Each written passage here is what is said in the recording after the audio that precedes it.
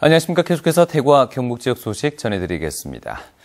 오늘 대구와 경북 지역은 가끔 구름 많은 날씨를 보였습니다. 낮 최고 기온은 대구가 22.6도, 구미가 18.3도, 안동 18.5도, 포항 21.6도로 어제보다 높았습니다.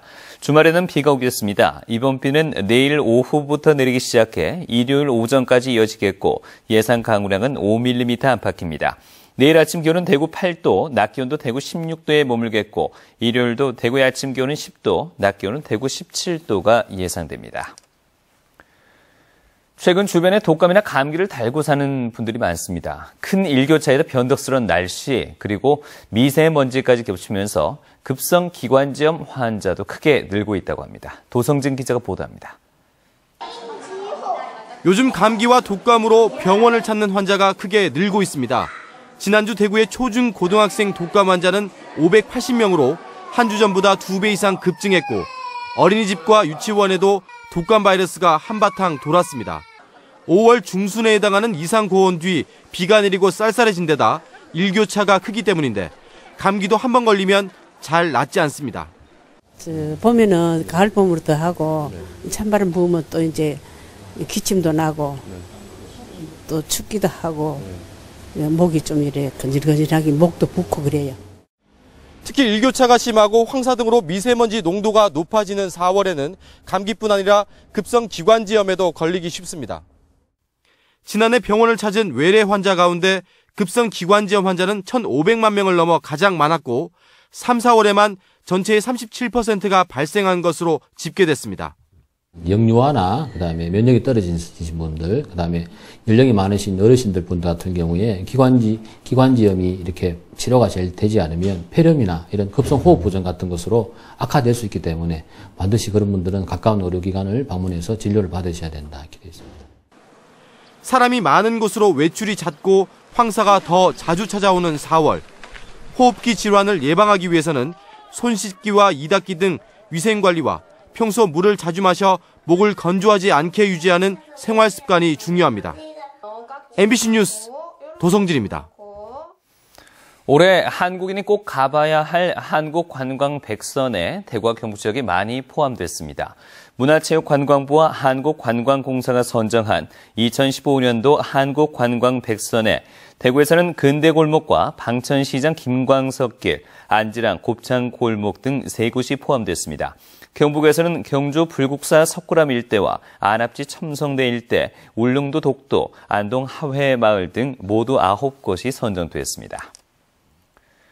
대구시는 2015 대구 국제마라톤 대회가 열리는 모레 국제보상기념공원 일대와 달구벌대로, 신천 동로 등 대회 주요 마라톤 구간 도로를 전면 또는 부분 통제합니다.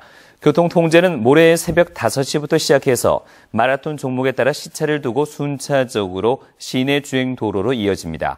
대구시는 경찰과 공무원, 자원봉사자 등 1,500여 명의 인원을 배치해서 시내버스 우회도로 안내와 순환버스 운행, 탄력적 교통통제 운영으로 시민 불편을 최소화할 계획입니다.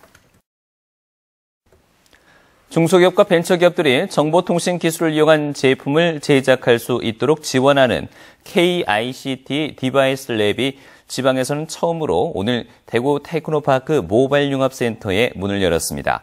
KICT 디바이스 랩은 기업들의 제품 개발을 위한 3D 프린터와 디지털 테스트 장비 교육 프로그램, 오픈랩 제작 공간과 회의실 등을 갖추고 기업들의 제품화를 원스톱으로 지원합니다. 디바이스 랩은 사물 인터넷 환경에서 미래 정보통신 방송 서비스를 전달하는 기기들인 스마트 디바이스 산업 분야에서 지역 기업들이 경쟁력을 가질 수 있도록 지원하는 핵심 시설입니다.